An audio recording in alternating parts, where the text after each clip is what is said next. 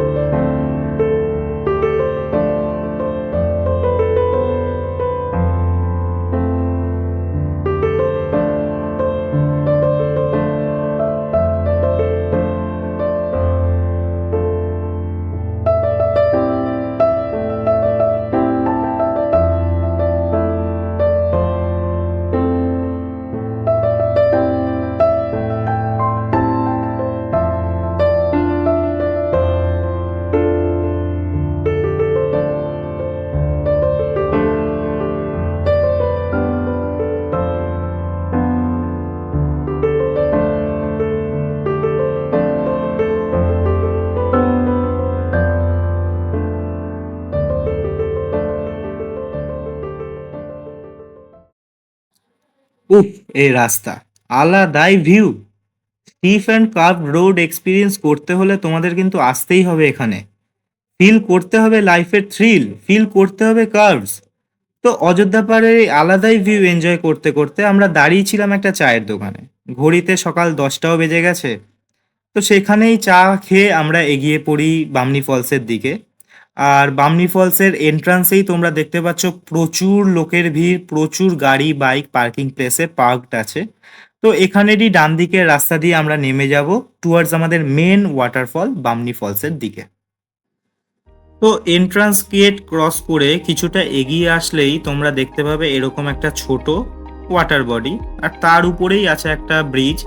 আর এই bridge cross করে কিছুটা এগিয়ে যেতেই শুরু হবে 400 সিঁড়ির প্রায় লম্বা রাস্তা, যা কিনা আমাদের পৌঁছে দেবে মেন ওয়াটারফলের দিকে। আর ওই দূরে দেখা যাচ্ছে আপার ড্যাম।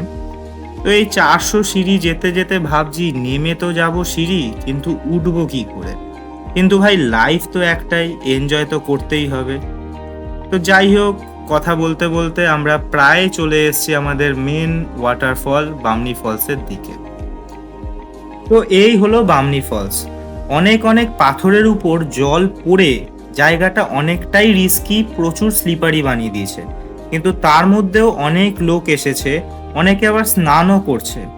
মনে হয় এখানেই বসে থাকি ঘন্টার পর ঘন্টা আর এনজয় করি পিসফুল সিন। তোমরাও এনজয় করো।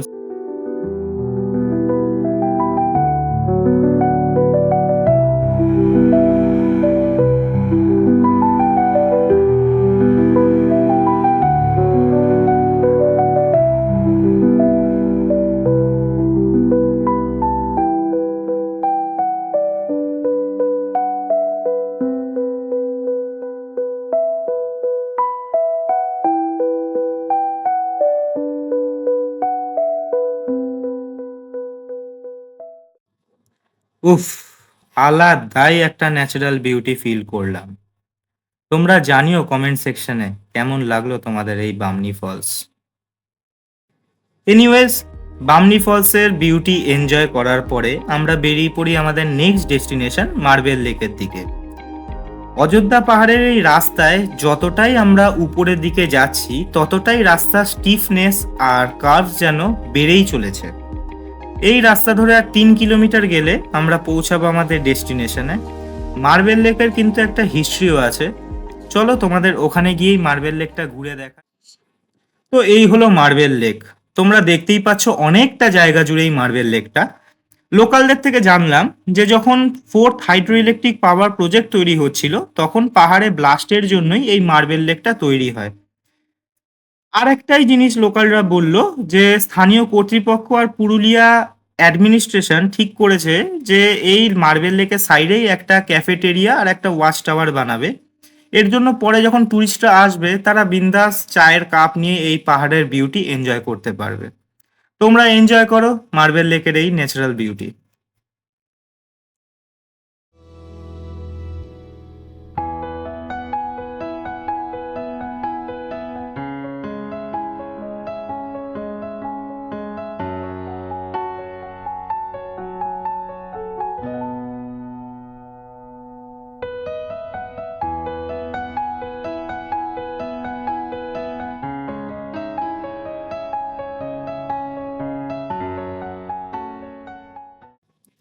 কোনো জায়গা যে এতটা সুন্দর হতে পারে বন্ধুরা তোমরা না আসলে সেটা ফিল করতে পারবে না।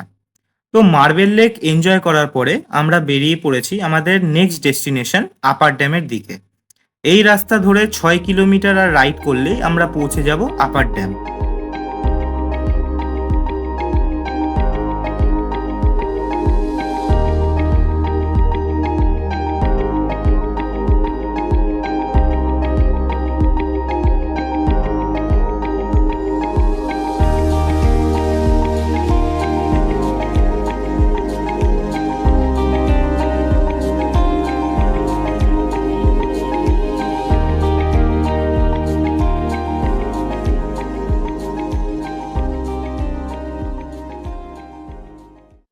রাস্তার কার্ভস এনজয় করতে করতে আমরা এসে পৌঁছালাম আপার ড্যামে।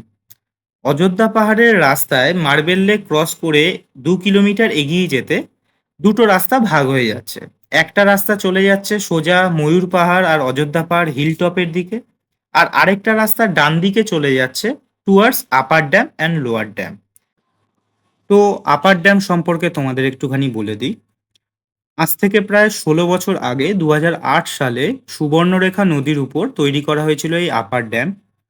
একদিকে পাইন ফরেস্ট আর আরেক দিকে জল, এর মধ্য দিয়ে বাইক রাইডের যে এক্সপিরিয়েন্সটা সেটা তোমরা এনজয় করো।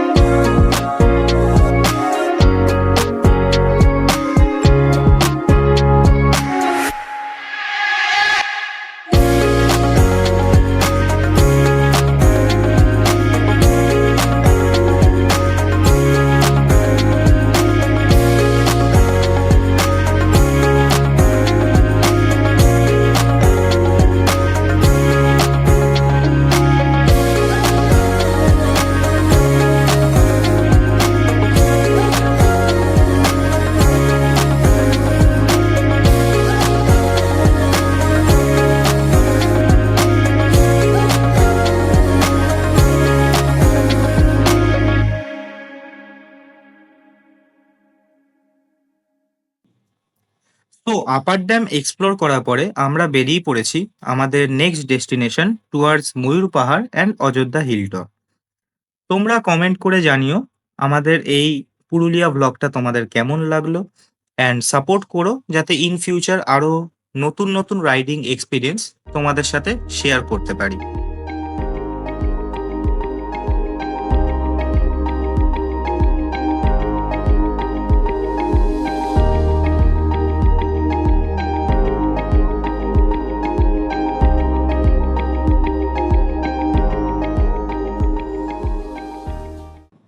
ময়ূর পাহাড় থেকে ফেরার পথে রাহুলের বাইকের পেছনের টায়ার পাংচার হয়ে যায়। তো পাংচার রিপেয়ার করাতে অনেকটাই টাইম লেগে যায়, বিকেলও হয়ে যায়। আর এই ফাঁকে আমরা আমাদের লাঞ্চ কমপ্লিট করে নিই। এনিওয়েজ আমরা এখন যাচ্ছি আমাদের final destination towards Lahoria dam and Lahoria Shiv মন্দির।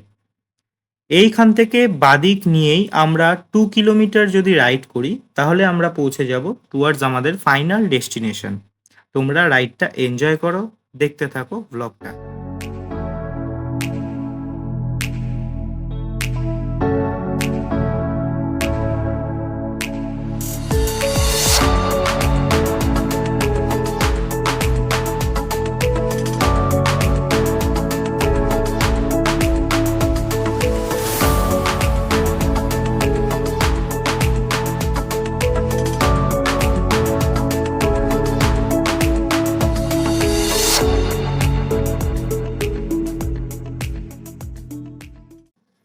অনেক অনেক পথহোলস পেরিয়ে এক কথায় অফরোডিং করতে করতে কোনো রকমে এসে পৌঁছালাম লাহোরিয়া ড্যাম অ্যান্ড লাহোরিয়া শিব মন্দিরে।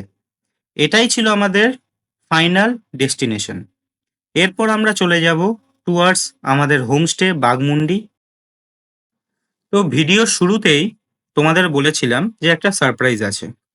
বাঘমুন্ডি শহর থেকে 5 কিলোমিটার রাইড করে আমরা পৌঁছে গেছিলাম চড়িদা গ্রামে।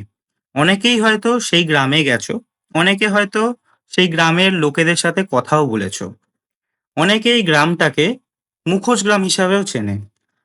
গ্রামটায় না গেলে হয়তো বুঝতেই পারতাম না যে পুরুলিয়া রাইডিং এক্সপিরিয়েন্সের শেষটা এতটা সুন্দর হবে।